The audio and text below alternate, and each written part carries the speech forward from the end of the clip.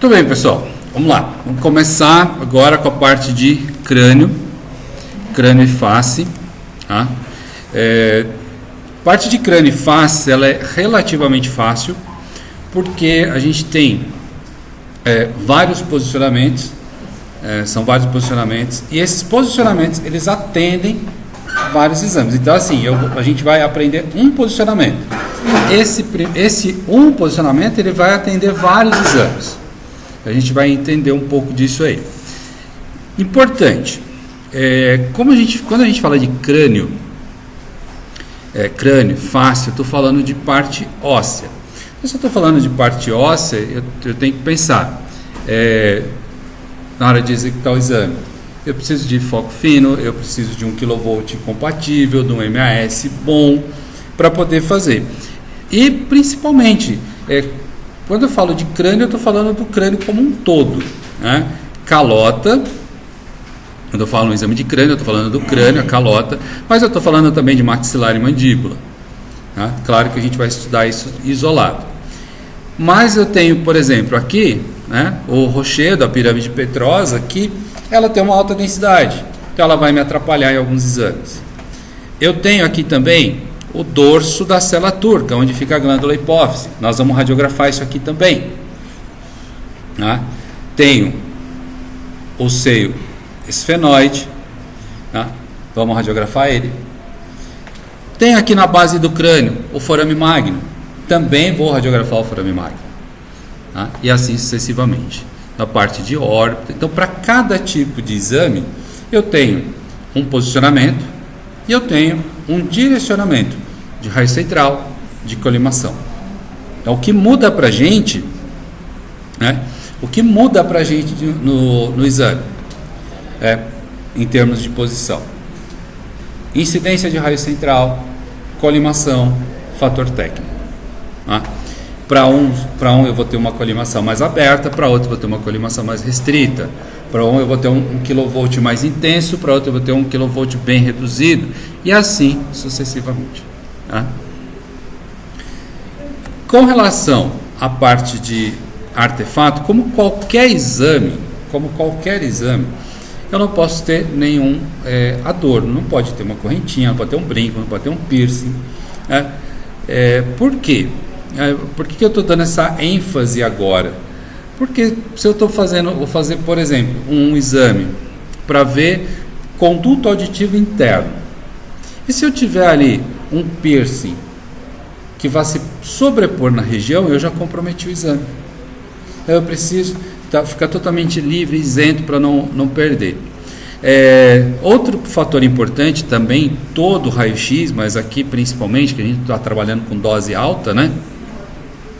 São com as mulheres em fase reprodutiva, em idade reprodutiva. Isso vale para qualquer exame de radiação ionizante, mas é que às vezes a gente não associa exame do crânio com gestação. Está longe, né? A cabeça está longe do útero, então a gente não associa, não tem que associar. Com relação à parte anatômica, né, que vocês já viram isso, já viram a parte óssea, né, toda a parte óssea, tem uma anatomia pequena, detalhada no crânio, mas tem uma anatomia macro, que é o que a gente mais vai utilizar. Tá? A gente vai utilizar as partes maiores. Mas o conhecimento básico eu tenho que ter. Eu preciso saber que esta é a região frontal. Né? Aqui eu tenho mandíbula. Aqui nessa região, nós chamamos de mento, região mentoniana, protuberância mentoniana. Aqui esses dois furinhos, olha, que aparece aqui no osso, que é o forame mental, isso vai aparecer na radiografia. Tá? Eu preciso lembrar, quer dizer então, para a hora que eu ver aquilo, eu saber, isso é normal, isso não tô fazendo nada de errado. O osso nasal, órbita, as regiões da órbita, e olhando aqui em perfil, a gente consegue evidenciar na calota a parte óssea importante. Então eu tenho o osso frontal, o osso parietal, aqui posterior o osso occipital, o osso temporal e o osso esfenoide. Aqui o osso nasal, o osso zigomático ou arco zigomático, maxilar e mandíbula. Tá? Mandíbula que se articula com a base do crânio, onde eu tenho a articulação temporomandibular. Aqui, esse furinho que aparece, né, é o conduto auditivo, né, orelha média. Né? Lembrar, a nomenclatura mudou, né? Não é mais ouvido, é orelha. Né? E o que nós chamamos de orelha é pavilhão auricular ou pavilhão auditivo. Então eu tenho aqui a parte da orelha média e depois a orelha interna. Dá para radiografar a orelha interna? Dá. Dá para radiografar ossículos, bigorna, martelo e estribo? Dá. É difícil? Pouco. É um pouco. Mas a gente vai aprender aqui da melhor forma. A nossa sorte é que esse tipo de exame, esse tipo de raio-x para a orelha interna, ele praticamente caiu em desuso por conta da tomografia computadorizada. Mas, em alguns lugares onde a tomografia é de difícil acesso, o exame é realizado, é solicitado e você vai ter que saber fazer. Né? Aqui numa imagem mais ampliada, só para a gente poder ter uma noção melhor, né? Então aqui na órbita, tá? Na órbita eu tenho a borda supraorbital ou margem supraorbital, né? Aqui eu tenho a borda infraorbital ou margem infraorbital. Também vocês vão ouvir, né, margem superior e margem inferior da órbita. Tá? Aqui nós temos aqui na parte mais medial, tá? Isso é chamado de canto interno. Né? E aqui lateral, o canto externo. Como assim canto, Márcio? Não tá, é redondo? Não, não é redondo. Se você olhar bem fixamente, você vai ver que, né, a região orbitária ela não é redonda, né? Ela é quase um quadrado de bordas arredondadas. Então a gente tem essa questão. Temos aqui a fissura orbital superior, a fissura orbital inferior. Por aqui passa o nervo óptico. Tá? E nós vamos radiografar aqui esse cara também. A gente precisa radiografar esse cara também. Lateralmente aqui eu tenho o osso zigomático. Né? Aí eu pergunto, vocês sabem onde fica o osso zigomático em vocês?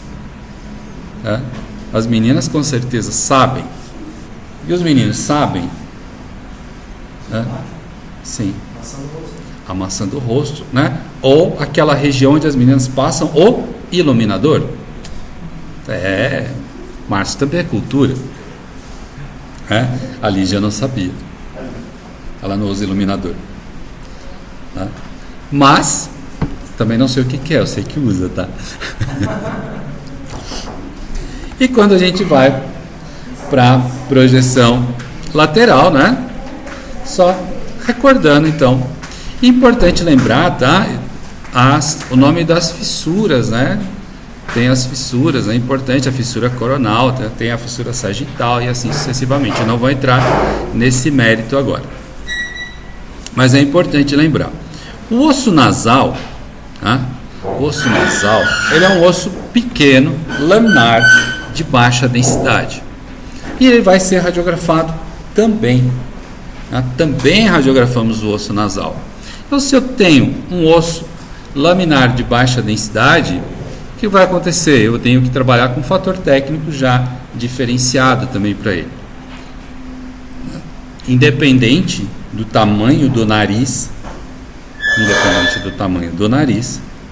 a característica do osso nasal é a mesma. Ele pode ser um pouco mais ou um pouco menos em termos de comprimento, mas a característica dele é a mesma. Tá? Bom, e aí nós temos que identificar estruturas, regiões assim, na anatomia externa, que é aquilo que a gente vê. Então, esta região entre as sobrancelhas, um pouco acima, chama-se glabela. Essa região abaixo da glabela, onde tem a curvatura do osso nasal, chama-se násio. A parte medial da órbita é o canto interno e a parte lateral é o canto externo. Logo abaixo do nariz, entre o nariz e o lábio, eu tenho o acântium ou acantio. Acantio, acântium, as duas denominações estão corretas. E aqui, onde vocês conhecem como queixo, para nós agora virou mento. Mento, quando eu estou me referindo a mento, estou me referindo ao queixo propriamente dito. Eu posso chamá-lo de região mentoniana, ou seja, toda a região do mento, tá? Mas quando eu falo de protuberância mentoniana, aí já é uma parte específica da anatomia óssea, tá? Então, vamos adotar o momento. Se a gente olhar o rosto da pessoa em perfil, e é isso que nós precisamos ver, eu tenho que identificar glabela, násio, acântium e mento. Esse está fácil. Aqui, olha, no pavilhão auricular, na parte superior, eu tenho o tio, topo de inserção da orelha.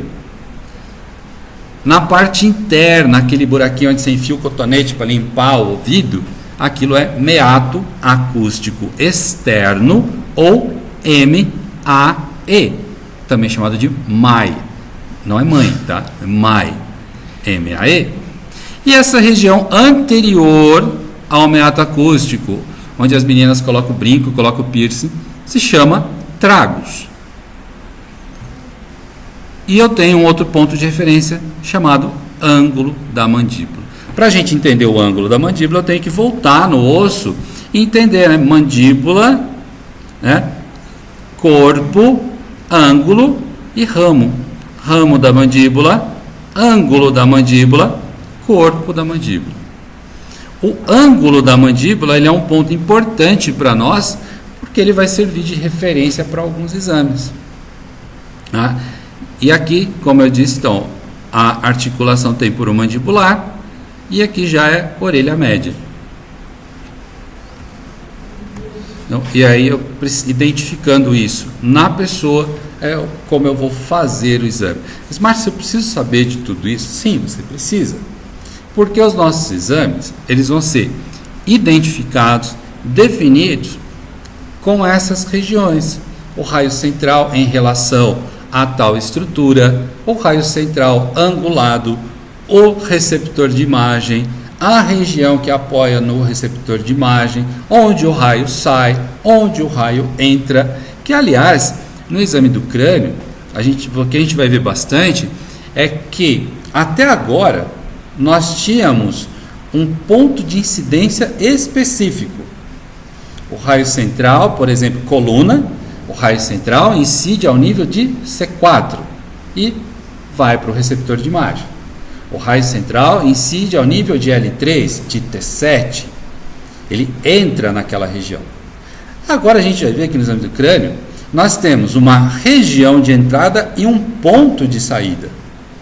Eu vou ter raio central saindo na glabela, vou ter raio central saindo no acântium, por exemplo.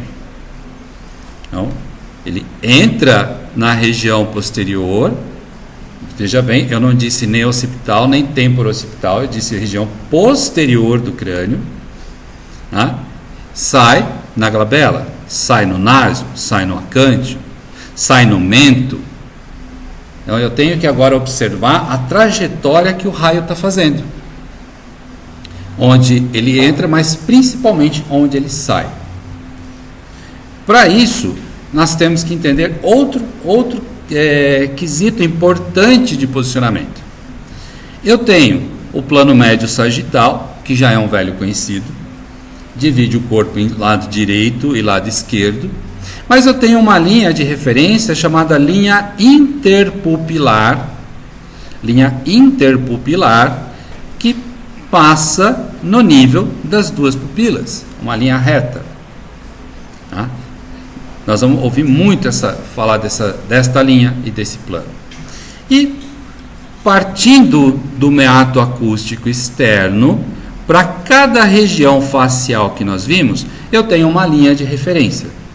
Eu tenho a linha glabelo-meatal, linha órbito-meatal, que vem do canto externo da órbita até o meato acústico externo, linha infraórbito-meatal, que pega a margem inferior da órbita ao meato acústico, linha acântium-meatal, do acântium ao meato acústico externo, linha lábio-meatal, da junção labial até o meato acústico externo, e a linha mento-meatal, ou seja, da protuberância mentoniana até o meato acústico externo.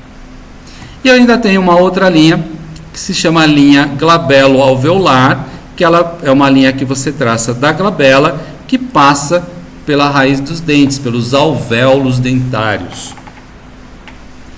São linhas de posicionamento do crânio. Nossos exames serão baseados, todos eles, nessas linhas. Tá? Angulação, posição da linha em relação ao receptor de imagem, posição da linha em relação ao raio, tudo isso é importante para a gente entender o exame do crânio. Tá?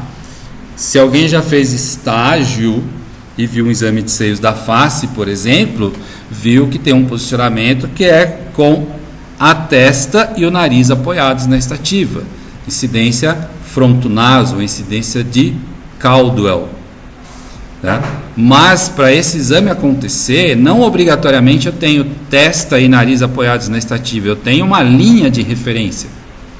E esta linha tem uma condição para o exame. Então a gente vai se basear nesse aspecto. Tá?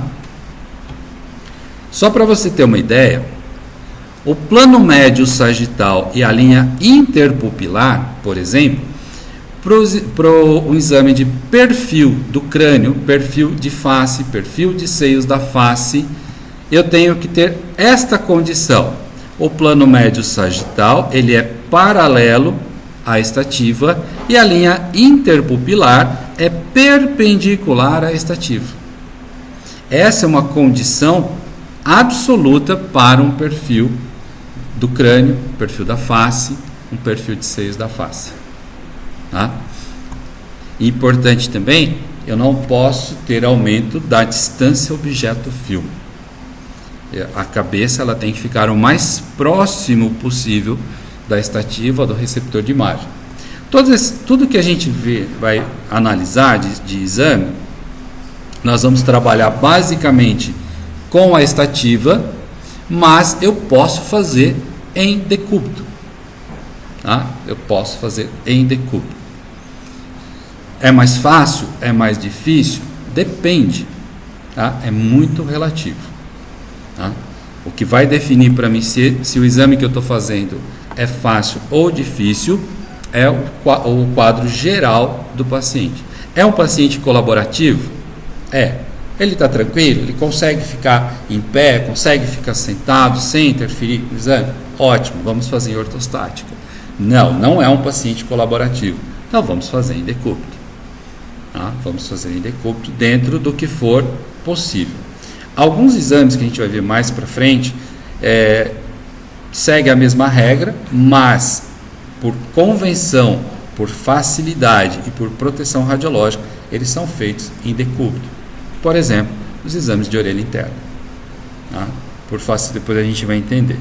E se eu olhar numa radiografia, eu tenho que saber identificar a posição das linhas. Então aqui eu tenho a glabela alveolar, órbito meatal, infraórbito meatal, acântium meatal, lábio meatal e mento meatal. Eu tenho que olhar uma radiografia e conseguir identificar essas linhas. Tá? Aqui no esqueminha, que eu já até mandei para vocês no Telegram, tem o esquema com as siglas e o nome de cada linha. Tá? Então, no decorrer aí das explicações, muito provavelmente vamos trabalhar com siglas. eu preciso saber quem é quem. LGA, LGM, LOM, LIOM, LAM, LLM, LMM e MAI. Então, eu preciso saber dessas questões e saber utilizá-las. Antes de se padronizar as linhas, o posicionamento de crânio ele era utilizado da seguinte forma. As referências eram o plano horizontal alemão, também chamado de plano antropológico ou plano de Frankfurt. E a definição dele é meio confusa. Se você pensar, um plano horizontal perpendicular aos planos frontal e sagital, que vai da borda inferior das órbitas ao teto dos poros acústicos externos, dividindo a cabeça em parte superior e inferior. Então a gente olhando assim, que está falando grego. Realmente. E se você olhar, eu tenho margem inferior da órbita e o poro superior do meato. Mas se eu pensar um pouquinho, é quase uma linha infraórbico-meatal. Quase. Porque ela está acima do meato acústico externo. Está pegando a parte superior do meato. O plano vertical do ouvido. Esse, apesar de ele aparecer pouco nas nomenclaturas, ele ainda serve como uma boa referência. Então, ele é um plano perpendicular ao plano horizontal alemão. Passando pelo meato acústico e dividindo o crânio em anterior e posterior. Então, se você analisar bem, o plano vertical do ouvido, ele coincide com o plano coronal. Certo? Com o plano médio coronal que divide o corpo em anterior e posterior, o plano vertical do ouvido, porque ele passa exatamente no meato acústico. Logo abaixo do meato eu tenho a coluna e assim sucessivamente. Então, o plano vertical do ouvido coincide com o plano coronal do corpo. Tranquilos até aqui? Tá? Bom, eu já tinha falado no começo, então, a densidade óssea do crânio, ela me obriga a trabalhar com foco fino. Me obriga a ter um estudo ósseo de qualidade. Posso utilizar foco grosso de 200 mA? Posso. Devo? Não. Por quê? Quando eu uso um foco fino de 100, 150 mA, eu estou trabalhando com um feixe diferenciado, com uma energia diferente, voltada para esse estudo ósseo que vai me dar detalhamento. Se eu mudo para 200 mA, eu estou trabalhando com 100, e eu mudo para 200 com a mesma quantidade de radiação, então eu estou trabalhando, por exemplo, com 40 MAS no foco de 100. Isso vai dar um tempo de 0,4 segundos.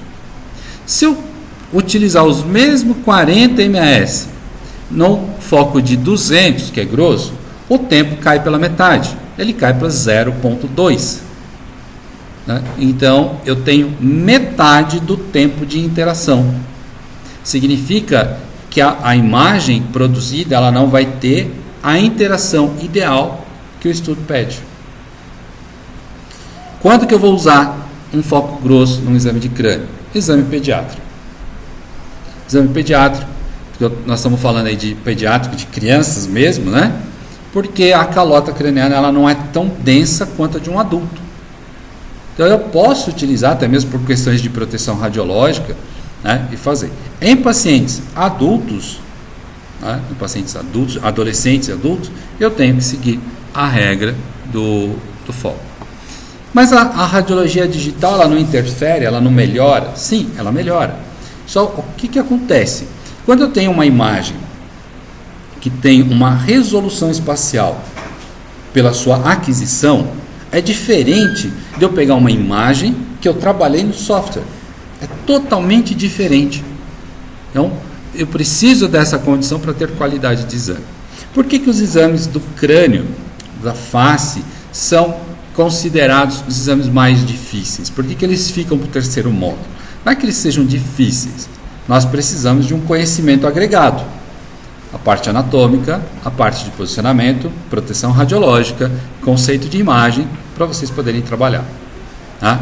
Segundo ponto, a partir do momento que você entendeu que um posicionamento atende vários exames, você consegue resolver o problema. É diferente quando você está fazendo, por exemplo, a gente estava fazendo coluna. Então, eu tenho um posicionamento que é uma oblíqua anterior, o raio é de um jeito. É uma oblíqua posterior, o raio do outro. Tá? E assim vai mudando.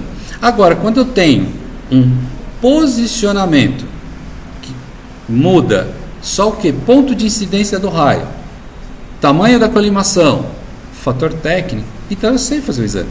Eu só preciso definir o que eu quero ver, o que eu preciso saber. Esse é o ponto fundamental. Tá? Então, o uso do colimador, ele é fundamental para detalhe. Lembra que eu falei que a gente vai radiografar o dorso da célula turca, onde fica a glândula hipófise? É uma coisinha pequenininha, minúscula. Então, se eu fizer uma radiografia com o colimador aberto para todo o crânio, mesmo que eu faça um posicionamento correto, eu não tenho a definição que eu preciso. Então, eu necessito de um colimador fechado. Tá? Distância, né? Distância foco-filme. Todo exame de crânio tem distância foco-filme de 1 metro. Mas se eu tenho angulação do raio, eu preciso fazer a compensação. Porque se eu não fizer, aumenta a distância, eu perco energia, eu perco o exame. Tá?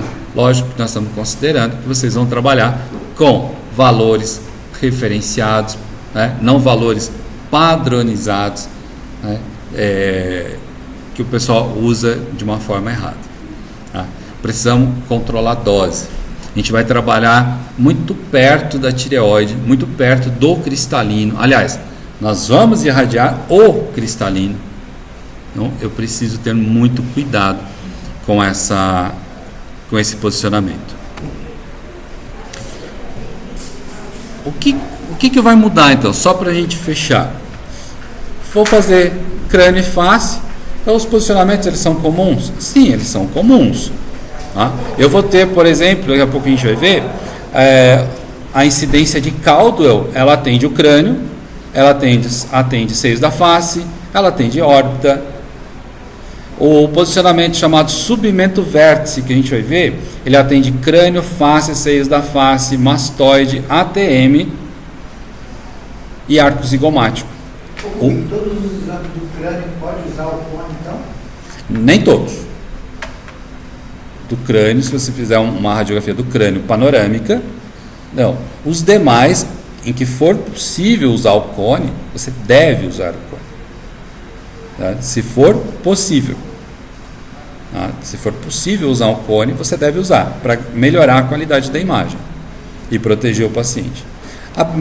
A maior pergunta é: será que você vai encontrar por aí, Elton, serviços que tem o cone, que tem o cilindro? Muitos lugares, depois que foram digitalizados, os caras literalmente jogaram fora o colimador, o cone. Um cilindro de extensão custa hoje quase R$4.000. Tá? Não é um investimento que as pessoas queiram fazer. Deveriam. E se você tiver, use, sem medo de ser feliz. Lógico, desde que ele atenda o exame. Mas ele tem alguma lupa, alguma coisa assim para poder... Não, ele restringe só a área de colimação. A base dele tem um diâmetro bem menor, né? Tem um diâmetro bem menor.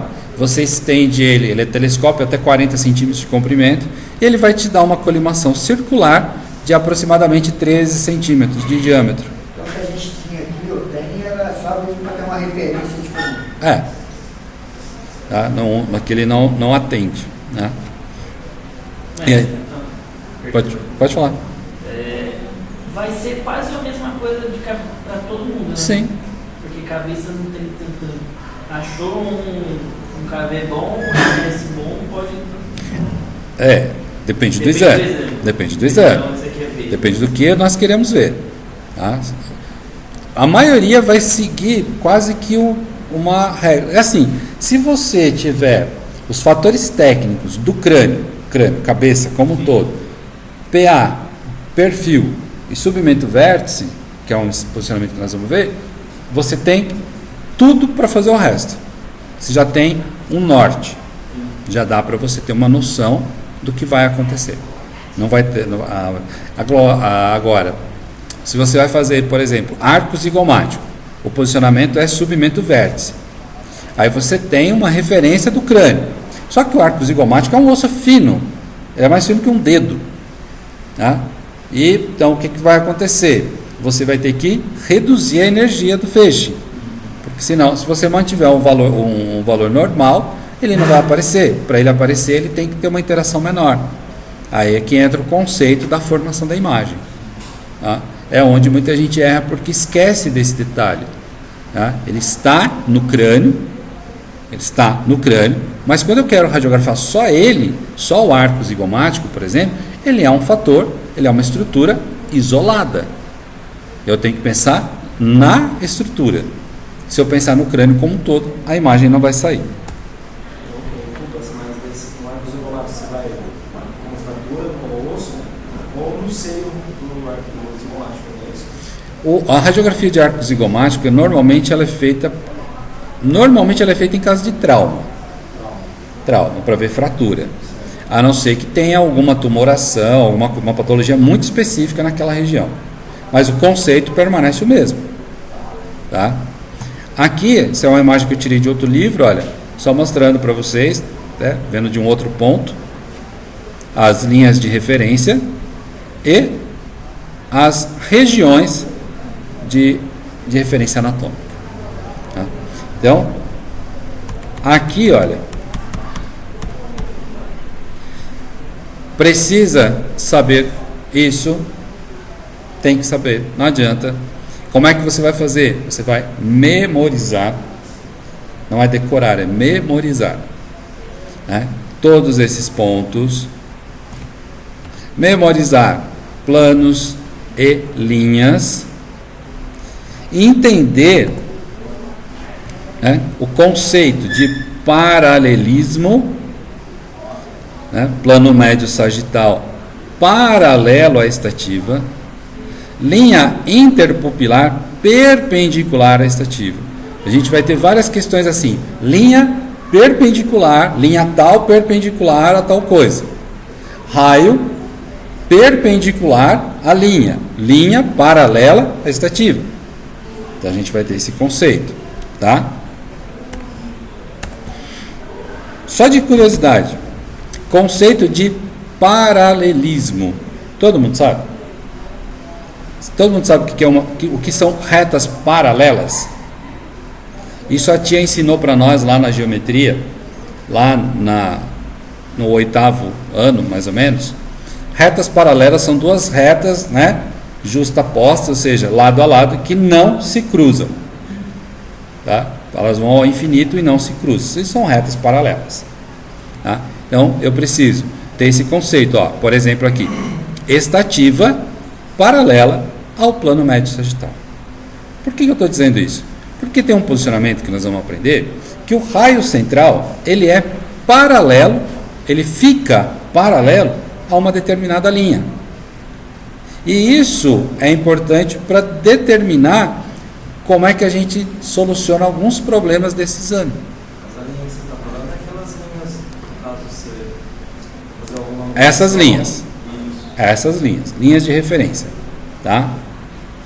Então assim, se você entender a posição da linha e você entender a relação dela com o posicionamento, você resolveu o problema, tá?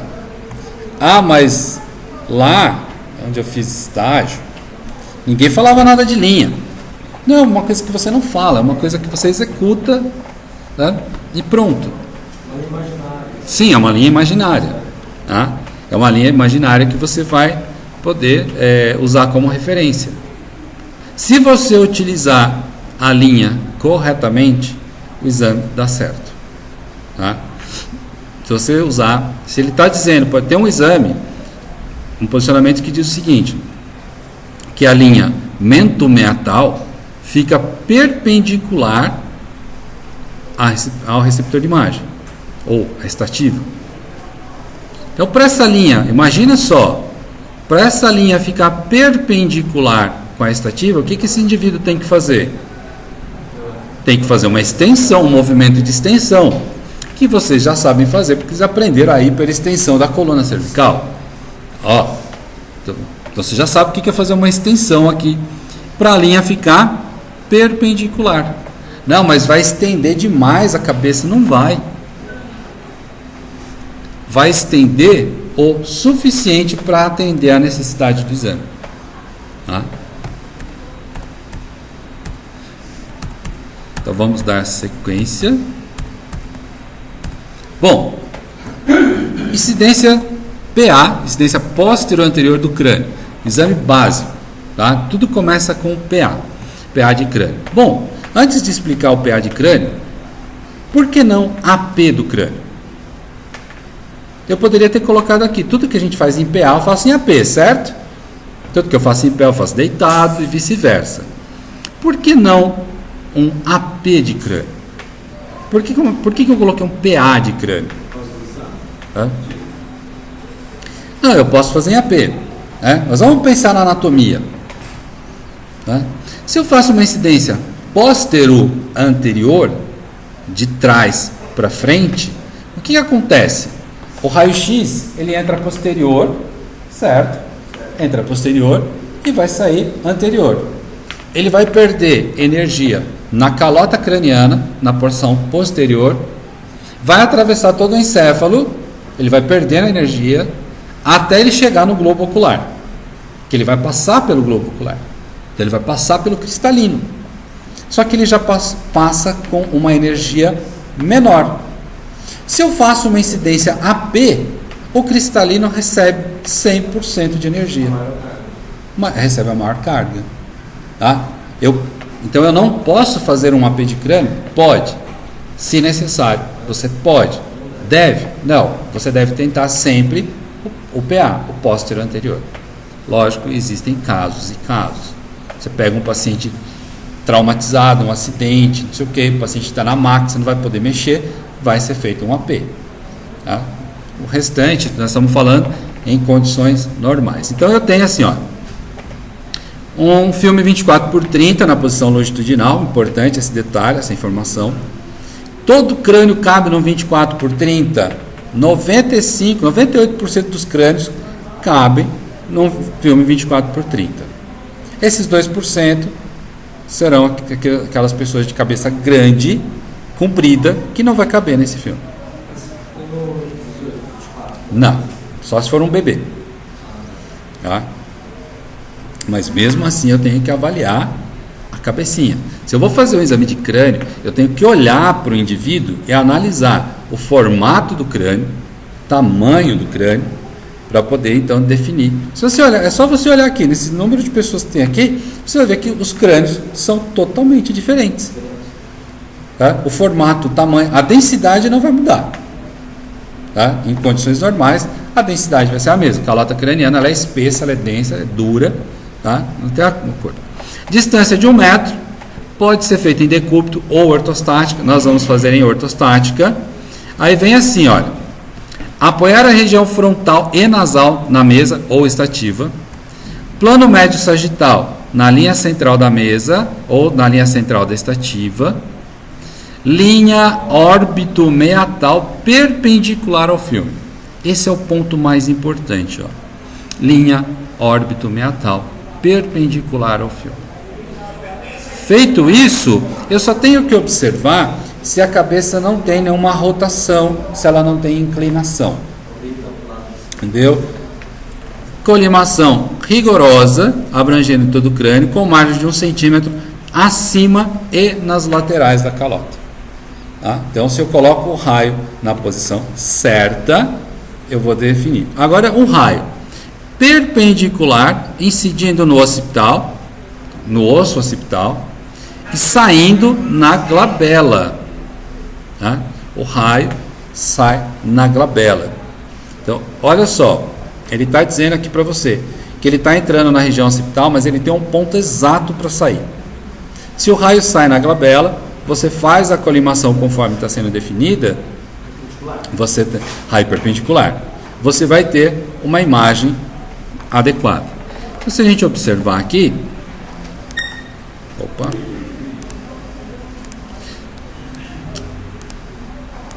se a gente observar, olha só, o paciente tem a testa e o nariz apoiados na estativa, e eu tenho a linha órbito-meatal perpendicular. Tá?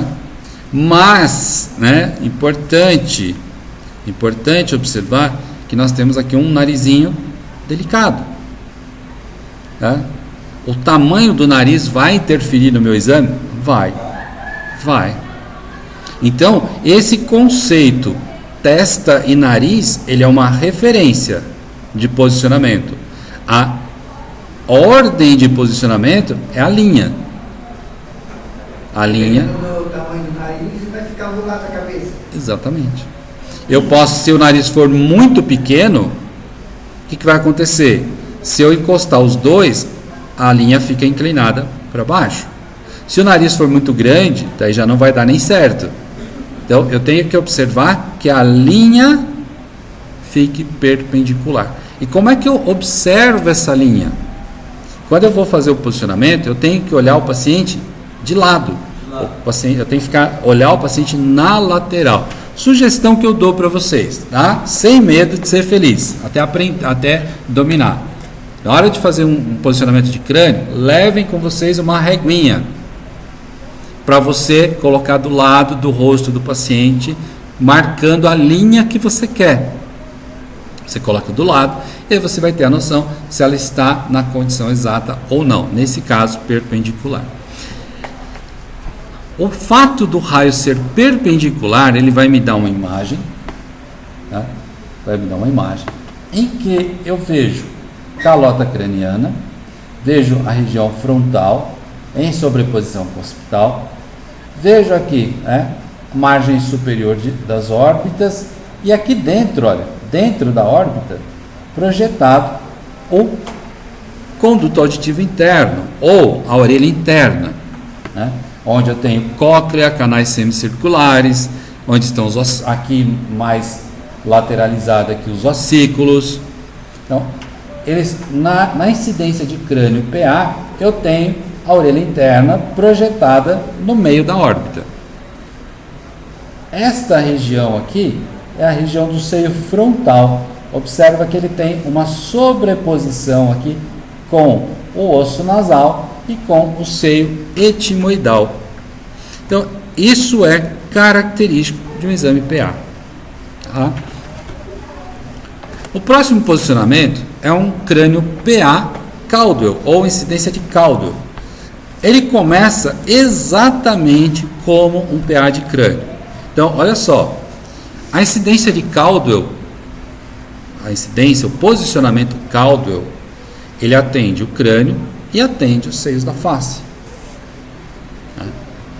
O frontonaso dos seios da face é um Caldwell. Então eu tenho ele para crânio e tenho para seios da face.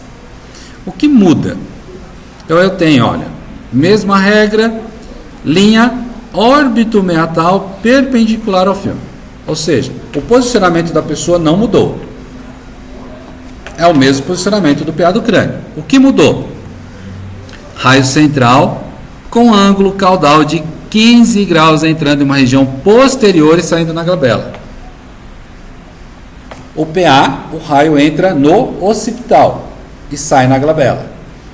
O Caldwell, que também é um PA Caldwell, o raio entra com ângulo de 15 graus na região posterior, não vai incidir mais no occipital, na região posterior, e sai na glabela. Mais superior. Então, olha só. O que aconteceu aqui? Eu tenho, olha, o mesmo posicionamento que a gente viu no PA do crânio, linha órbito-meatal perpendicular à estativa, ao receptor de imagem, e eu tenho o raio entrando aqui, olha. Entrando aqui com uma angulação caudal para sair aqui na glabela. Tá? E observa que eu não tenho a orelha interna no meio da órbita, como eu tinha antes.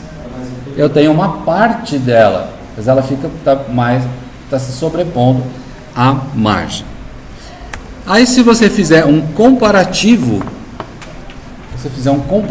de imagem, o que acontece? Esta imagem é PA, esta imagem é Caldwell. Tá? Esta imagem é PA, esta imagem é Caldwell. Observa o desenho da calota na região frontal aqui, como muda. Observa o seio frontal, olha a região inferior do seio frontal.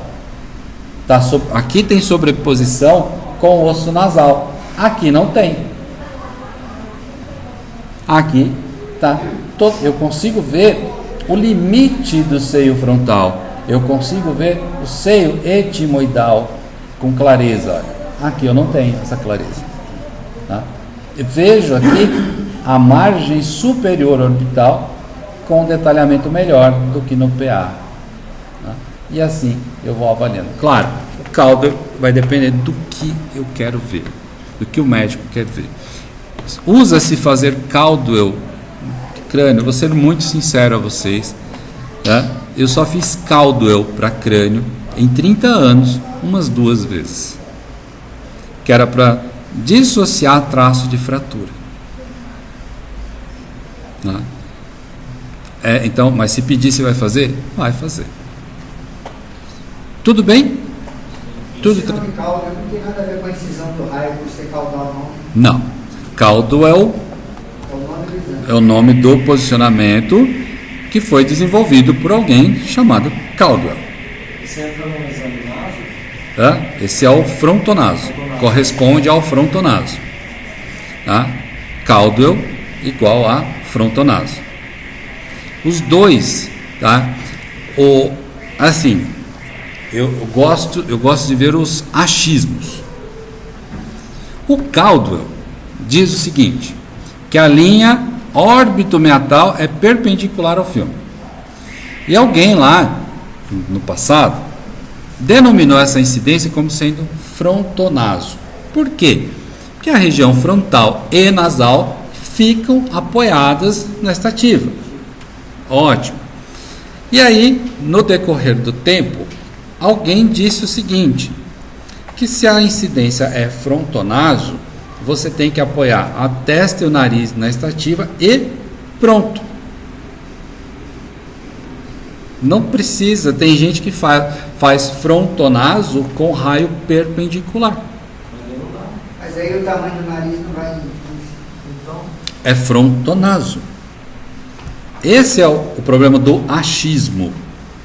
Tá? Então agora vocês vão começar a entender por que algumas pessoas gostam de mim e outras não gostam. Porque é o seguinte, o Caldwell e o frontonaso são exatamente o mesmo exame. Só muda a angulação. Só muda o jeito de chamar. Tá? Seu nome é Elton Keller. Algumas pessoas podem te chamar de Elton, outras podem te chamar de Keller. Mas é a mesma pessoa. Frontonaso e incidência de Caldwell é o mesmo posicionamento. Tá? O mesmo posicionamento. Não muda em nada. Frontonaso e Caldwell tem raio angulado no sentido caudal. E você aqui está citando 15 graus. Existem variações literárias que falam 20 graus e tem outros que falam de 15 a 20 graus. Tá? Então, fiquem tranquilos. Tá? Se você fizer com 15 está certo, se você fizer com 20 também está certo. Mas essa de 15 e 20 não pode ser a linha que pode variar de 15 a 20? Tá? Não, a condição da linha é uma só. A linha tem que ficar perpendicular. Mas é angular. Não, a linha fica perpendicular. É condição para o exame acontecer. O que muda é só o raio. Só o raio, certo? E quando nós vamos para a incidência do crânio em perfil, tá? Então, olha só.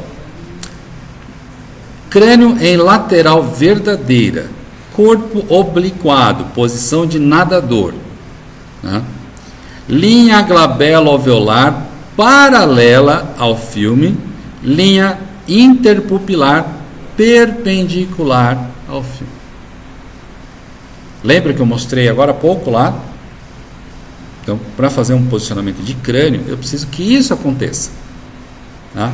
Eu preciso que isso aconteça. Aí, raio perpendicular direcionado 2,5 centímetros anterior e superior ao meato acústico, saindo no centro do receptor de imagem.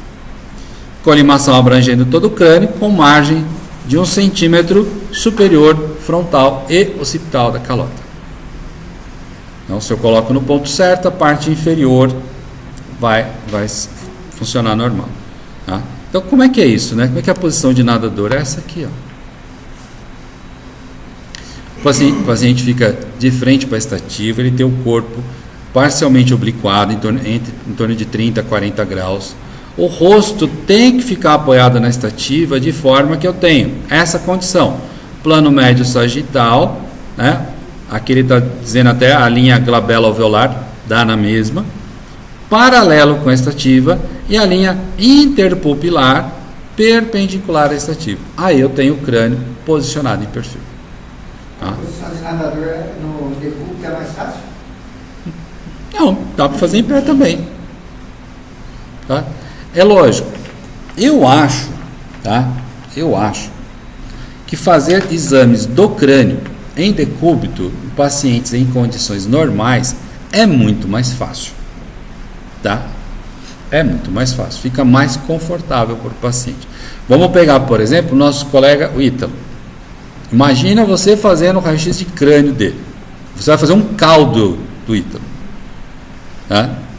Você tem que colocar ele sentado. Não tem acordo. Você não tem uma cadeira. Tá? Botar ele de joelho não dá. Mas não tem nada que contraindique na anamnese dele de você fazer em decúbito. Foi pedido para ele um raio-x de crânio, PA e perfil, porque ele tem dor de cabeça. Em pé ou deitado, tá? A queixa é cefaleia. E se for uma sinusite? Bom, se for uma sinusite, o médico tem que sinalizar. Aí, ele está dizendo para você, faça em ortostática. Tá? Do contrário, tem enxaqueca. O paciente já é sabido que ele tem enxaqueca. Faz deitado. Não vai interferir em nada. Tá? A posição de nadador é só por conforto. Na verdade, conforto do paciente e equilíbrio do posicionamento. Tá? A posição do nadador ela ajuda bastante. Tá? Se você pensar um pouquinho, a posição de nadador você usou para fazer o oblíquo anterior de coluna cervical. Qual a diferença da oblíqua da coluna cervical, oblíqua anterior da coluna cervical, para o perfil do crânio? Na oblíqua, o crânio estava distante. No perfil, o crânio tem que ficar perto, encostado na estativa. Tá? Mas é basicamente o mesmo posicionamento. Tá? E aí depois, ainda no crânio, nós temos a incidência de Towne ou método de Towne. Tá? O Towne ele sofre uma variação de nome. Se você pegar uma literatura mais antiga, você vai achar como incidência Breton ou Worms-Breton. É a mesma coisa que o Towne. Tem uma diferença muito... Hã? Não, o Towne é isso mesmo aqui, desse jeito. Ela pode receber um outro nome de Breton ou Worms-Breton. É a mesma coisa. Tá? Tem uma diferençazinha mínima que o Towne ela é mais utilizado. Tá?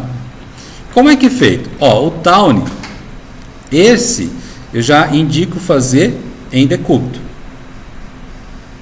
Tá? Em decúbito. Por quê? Eu preciso do plano médio sagital alinhado. Tá?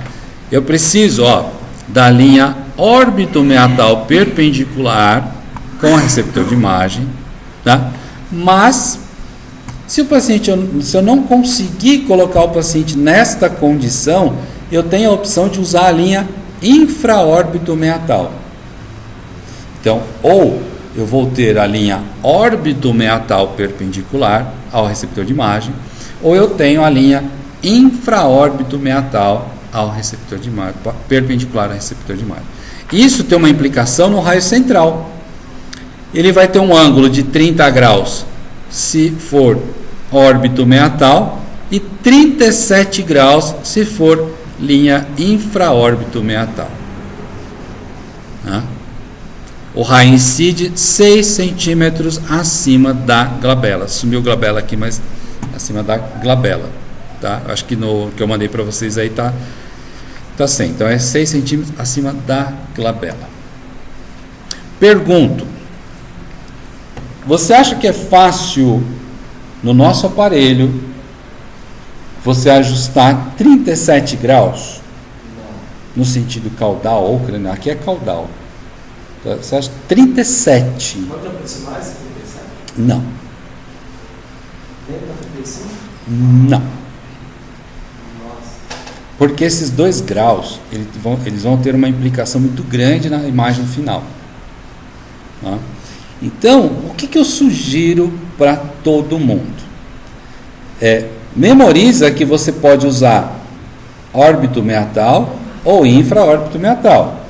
Órbito meatal é um ângulo de 30, que a gente já está habituado a trabalhar. E quando for infraórbito meatal, o ângulo é de 37, que a gente não está habituado a trabalhar, que vai te dar um pouco mais de trabalho. Então, entenda que você pode ter 2 condições, mas faça de tudo para trabalhar com a órbito meatal. Tá? Curiosidade: como é que isso aparece na prova prática? Incidência de Towne, referência, linha infraórbito meatal. Incidência de Towne, referência, linha órbito meatal. Então o exame vai, lógico, isso não acontece em solicitação médica, tá?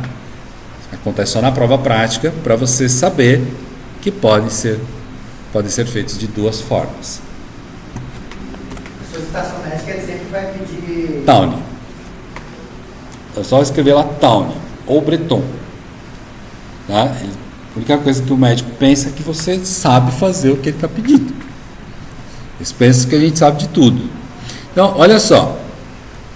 Quando eu faço a incidência de Towne, olha que a projeção da calota ela é bem diferente, ela fica mais alongada. Eu vejo a asa do esfenoide, ó, projetada aqui. Aqui eu tenho o forame magno. Ó, o forame magno aqui. 30 graus, 37 graus. Tá? E o que acontece? A cela turca, ela se projeta dentro do forame magno. Tá?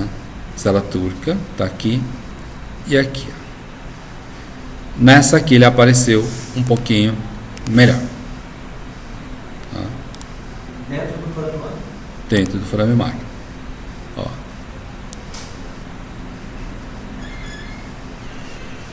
Isso é onde está a cela turca. Aqui está a cela turca. Então, se a gente...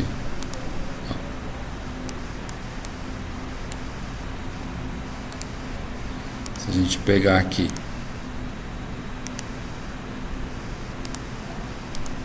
agora deu para visualizar melhor, né?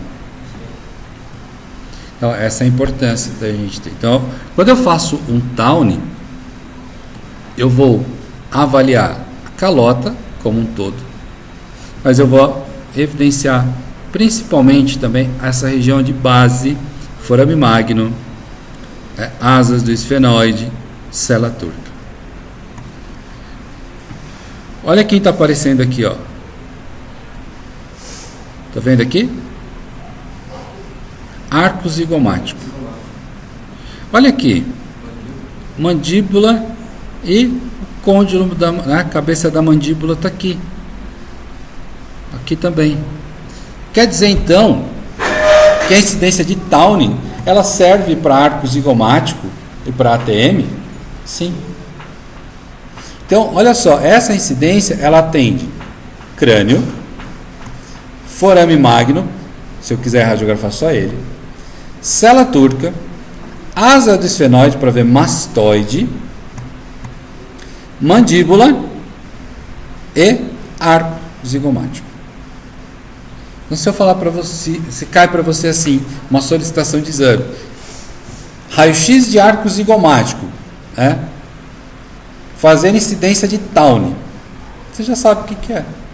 Você só tem que fazer o posicionamento e direcionar o seu estudo para o arco zigomático, que a gente vai ver depois como é que é. E tem um que eu sempre explico, mas eu não peço na prova, que é o crânio pelo método de Haas. Tá? Por que eu falo desse aqui? Porque um dia, num processo seletivo, vai cair isso aqui para vocês, seja numa prova de concurso, seja num processo seletivo. Se o cara for muito apaixonado por crânio, ele pergunta do método de Haas. Por quê? Porque é o seguinte, é decúbito ventral, tá? Dá para fazer ortostática? Dá, decúbito ventral. Linha órbito-meatal perpendicular ao filme, olha só, ele é exclusivo, linha órbito-meatal. Tá? Região frontal e nasal na mesa, linha órbito-meatal perpendicular ao filme. Isso aqui não é uma posição de PA de crânio? Não é? Região frontal e nasal na mesa, linha órbito-meatal perpendicular ao filme. É basicamente um PA de crânio. Sem decúbito. Dá para fazer ortostática? Dá. Tá? Mas em decúbito é melhor. Segurar de que não há rotação nem inclinação, isso para todo exame. Aí vem assim, raio 25 graus cefálico em relação à linha órbito-meatal. Em relação à linha. Então, se a linha está perpendicular, como ele pediu, você vai angular 25 graus. Ali no nosso marcador de ângulo vai ter qual leitura? 25 graus. Tá? Incide ao nível do meato acústico, certo? Ele incide ao nível do meato acústico, então ele já vai ter um ponto de saída, né, que você vai direcionar para o meio do receptor de imagem. Parece confuso esse exame. É mais confuso de entender do que de se observar. Então, olha, paciente posicionado como se fosse fazer um PA de crânio, linha órbito-meatal perpendicular, apesar da linha estar meio torta aqui, ela é perpendicular, e o raio entra assim, olha, no sentido cefálico, ao nível do meato. Se você traçar uma linha reta, você vai ver que ele vai sair muito próximo à glabela. Olha a imagem. Sentido da glabela, né? No sentido da glabela. Agora, olha a imagem do Haas. O que tem de semelhante com o exame anterior? Tudo. Você vai falar, Márcio, é a mesma imagem. Sim, é a mesma imagem. Eu aproveitei. Eu aproveitei a mesma imagem. Mas por que eu usei a mesma imagem? Porque é exatamente o que vai acontecer. Principalmente esta aqui, que eu vou utilizar 30 graus. Essa já eu coloquei só para vocês terem uma noção, porque é basicamente o mesmo exame. Mas por que alguém pediria Haas e não Towne? Porque para fazer o Towne, o indivíduo precisa deitar em decúbito dorsal, ele tem que fazer uma flexão, baixar o queixo, e às vezes esse movimento não é possível, o paciente não consegue fazer. Mas se você coloca ele em decúbito ventral, ele consegue melhorar a posição da cabeça e você tem mais condição de melhorar a posição da cabeça. Porque quando ele deita em decúbito dorsal, que apoio ele tem? As costas. Ele tem que baixar a cabeça, não consegue, não dá altura. Quando você coloca ele em decúbito ventral, olha, você tem os braços para dar apoio, que você consegue elevar o tórax e fazer a flexão ideal para manter a linha perpendicular. Para baixar o queixo. Tá? Mas você ganha nessa questão. Tá? A testa, ela tem que estar encostada na mesa? Sim. Se tiver Daí não vai encostar, mas a maioria dos casos você tem que partir desse princípio, Elton. Encosta a testa e o nariz. e aí você confere a linha. Você vai dar um ângulo, né? A linha tem que ficar perpendicular. Se o nariz for muito grande, a testa não vai encostar. Tá? Mas assim, para a testa não encostar na estativa, nós estamos falando de um nariz considerável. Tá? É um troféu, isso não é um nariz, é um troféu. Existe? Sim, existe. Sim, existe. Em alguns casos você vai encontrar isso. Tá? Se você pegar, por exemplo, o pessoal do Oriente Médio, árabe, turco, são pessoas que tradicionalmente têm o nariz grande. Grego, tá? São pessoas narigudas. Oi? Entendeu? Aí, então, essas pessoas, é assim, por isso que tem que ter a observação. Você olha no indivíduo, você olha formato do crânio, tamanho do crânio e já olha o nariz. Tá? Que aí você já tem uma noção das dificuldades ou facilidades que você vai ter. Tá? Curiosidade que o livro não fala. Por exemplo, vamos pegar aqui, Juliana vai ser nosso modelo. Todo mundo conhece a Juliana, tá ali, ó. Todo mundo conhece a Juliana, tá? Nós vamos pegar uma outra pessoa do mesmo peso, mesma altura, tá? Mesma idade, tudo igual a Juliana. Tudo igualzinho. Hã? Só que uma pessoa da cor negra. São duas Julianas, uma branca e uma preta. Certo? Iguaizinhas. O kilovolt utilizado para uma não é o mesmo utilizado para outra. Lembra? É a mesma medida, até a espessura do crânio, que eu medi lá no espessômetro. Por quê? É sabido que a raça negra tem um esqueleto mais denso. Ele é mais denso, tá? Então ele absorve mais raio-x. Se você estiver trabalhando com um sistema convencional, essa diferença ela é gritante. No sistema digital você ainda consegue porque o software te ajuda. Mas no sistema convencional, normalmente você tem que, do branco para o negro, você tem que mudar de 2 a 4 kV. Para você ter o mesmo padrão de imagem. Tá? Isso o livro não conta. Tá? Até aqui tudo bem? Vocês entenderam a questão das linhas? Tá? Importante as linhas, né? Mas só fala para mim o que é o LC. Linha central da estativa. LCE, linha central da estativa. LCM, linha central da mesa. Tá? Então, se vocês pegarem o livrinho de vocês, nessas volume 2, dessas páginas, né, que eu marquei aqui, vocês vão encontrar tudo que a gente falou até agora. Tá? Então, dei uma estudadinha lá, beleza?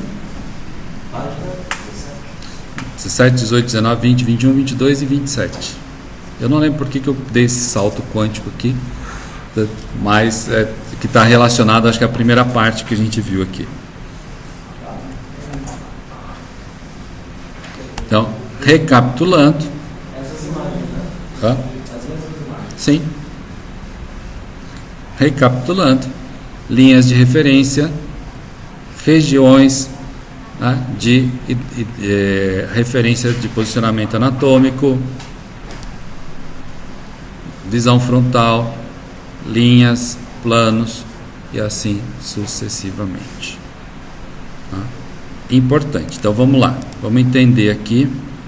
Deixa eu parar um pouquinho aqui.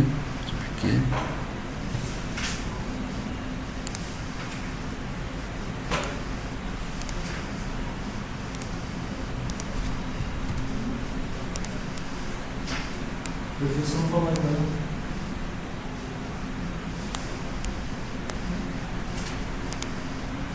Oi? O perfil ainda não foi falado. Perfil de crânio? Já? Esse Eu falei crânio, eu falei do crânio, eu falei PA, PA Caldwell, perfil e Towne. Então, o nome que é o submento vértice. Não, o submento vértice eu não falei ainda. Tá? Então, vamos lá. Vocês já guardaram? Esta linha aqui, ó, traço azul, sigla LGA. Qual é o nome dela? Glabelo anterior. Glabelo alveolar. Menininhas lá do fundo, tá? Linha glabelo alveolar. Então vamos lá, de cima para baixo, LGM. Linha metal. Oi? Linha Linha glabelo. glabelar metal. Linha glabelo metal. É que só tem três aqui. Faz com o olho agora. Só tem 3, né? O material está no Telegram, tá? LOM, Linha órbita metal. LIOM, Linha intraórbita metal. LAM,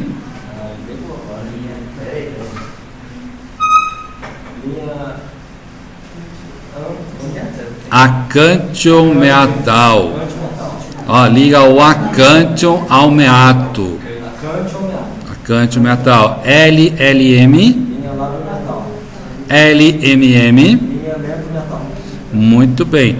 Esta região onde está o mouse, que região é essa? Ângulo da mandíbula. Ângulo da mandíbula. Aqui agora. Linha órbita metal. Não, esta região onde está a bolinha. A região? É. Násio. Não, é o canto do Não, aqui é násio. nasa. E aqui, Glabela. glabela. Aqui Acâncio. e aqui, Vento. mento. E aqui?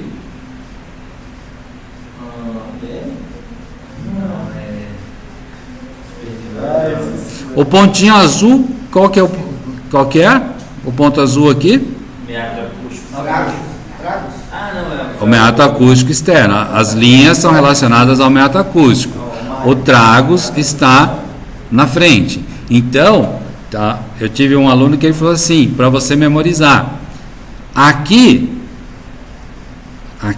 é a mãe. Esse é meu tio. E em cima é o tio. Não é mãe, né? Mas aqui é a mãe, meato acústico externo. E em cima é o tio, o topo de inserção da orelha. Topo de inserção da orelha.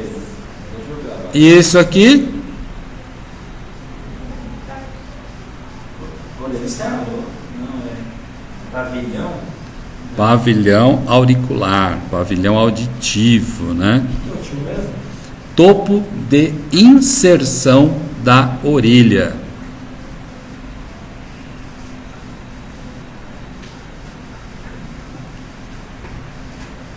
Ok? E o pavilhão é? Pavilhão auricular ou pavilhão auditivo, né?